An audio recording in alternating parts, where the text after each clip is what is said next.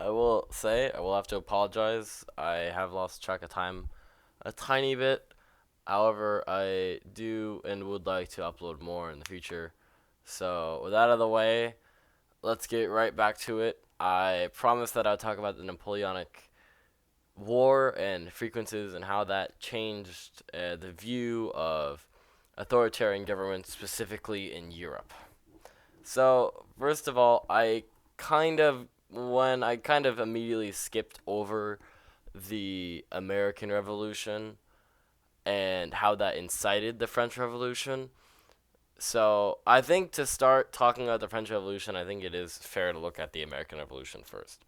So, the American Revolution, the main reason why it happened, for the most part, was kind of the same reasons that happens for Spain in the future. The UK, or I guess it would still be the British Empire by this point. The British Empire, it's a very far distance away. The capital is very far distance away from the 13 colonies. So when you have this amount of distance and the entire virtual length of the Atlantic Ocean you have to cross, it's very hard to govern that. So this is why they brought in troops at Boston. This is why they had so many, you could say, events that took place to try to express control. Because they needed to put these events in place if they still wanted to have some sort of authoritarian government implemented. However, there still is a sense of independence. They still don't like being taxed unfairly without representation. As we know the phrase goes, taxation without representation is unfair and unjust. Give me liberty or give me death. You name it, it's in the American Revolution.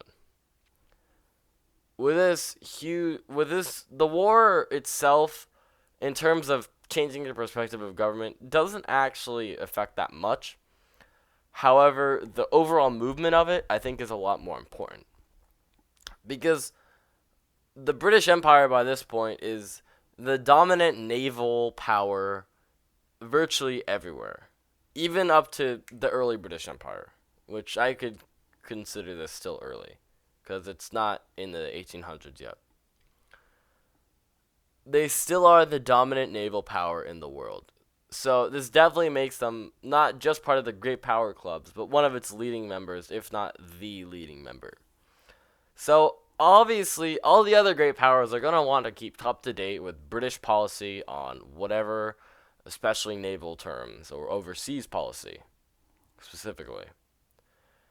And this is definitely counts as an overseas and naval policy, the American Revolution, and especially the loss of it. It's a huge humiliation to King George III himself. And that causes for not only Great Britain to look weaker, but the overall state of Europe in terms of the New World. This is, you could say, one of the first dominoes that fall, causing for many other revolutions in Spain, revolutions in France, in the French parts of the New World, and also this is one of the reasons why that Canada had a source or had a sense of independence from the UK all the way back, though, even though that they're the same ethnicity, they're the same people, they came from the same place. However, there was still a sense of independence, and I would most likely link this back to America and the American Revolution specifically. So, with that exposition or world building, you could say, out of the way, time to get to Napoleon and the fun part. So, Napoleon, as we know, was born in Corsica, and he was born part of the monarchy. The thing about Napoleon is that he came from low nobility, which means he was rich enough to afford school, and rich enough to basically do anything else the other rich people can. However, not rich enough to move up in military. Now, today, we don't associate being rich with being in the military, mainly because the salaries for each man is considerably lower. However, Back then, though, that was the entire thing. If you came from a very rich family, you're most likely to get a very high position on a military position. No matter your skill, you could be illiterate and still be able to serve in the French military, or mainly a lot of other European militaries as well. However, that entire change, that entirety changes as soon as you go and you see the revolution take place. You see King Louis get executed. The richest family, the Capets, have been ruling France for over 1,000 years. Now just gone. Like that. Out of there. You can imagine that causes a lot of civil discourse. Not just civil discourse, but it also causes an entirety change in the French social structure at the time. And that allows for Napoleon to move up very quickly in the ranks. Because now he isn't judged on his capability of, you were a son of Lafayette, so you're going to get a high position. Now he gets judged on, you have this, this, and this on your resume. You get this position. And immediately he was moved up to general. However, he wasn't part of the best general, though, because he never had any ability to prove himself. That changes, though, when he leads the campaign in Italy and causes Austria to surrender in the War of the First Coalition. And that basically ends the war for part-time being. With that out of the way, Napoleon takes control, not as an emperor, though, as a republic leader immediately. However, to us, that's a dictator.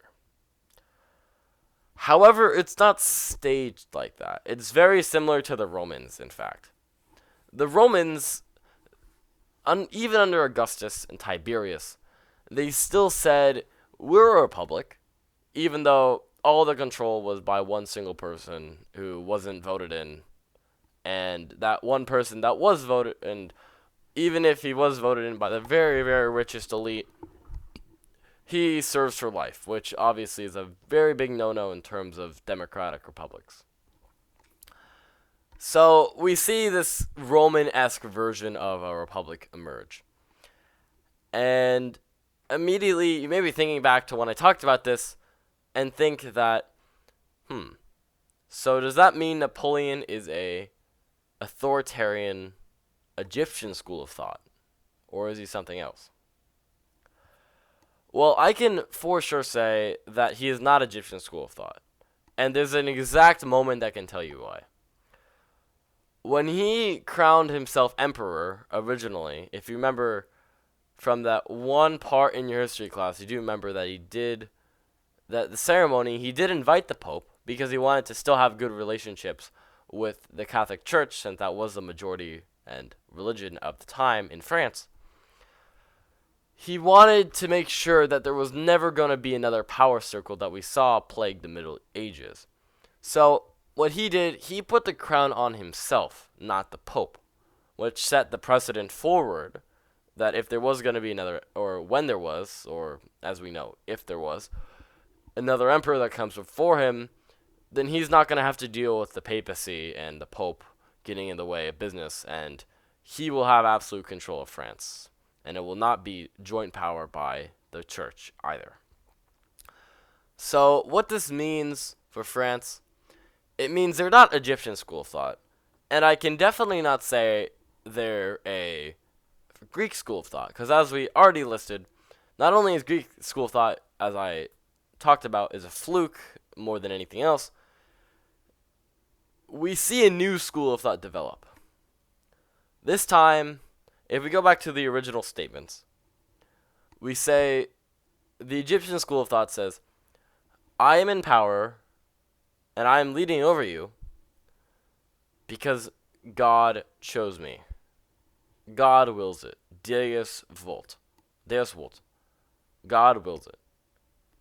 That is their argument for an Egyptian school of thought. And obviously, Napoleon didn't do that. So we can check that off and say, no, that's not right. The Greek school of thought says, I'm in power because it benefits me and my very close family and friends members. Not really a reason for you to agree. And that is why it's a fluke, because it's very hard to enforce that. Napoleon comes up with the new school of thought completely. Rarely ever seen before. So I'm going to call it the French school of thought of authoritarian governments.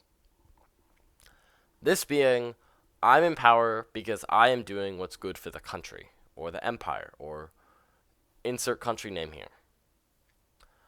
Not because someone told me to do, but because I am going to do the what's best for the country, or empire, or whatever. This is a very high precedent, and one of the major terms of authoritarian government that we see in the future.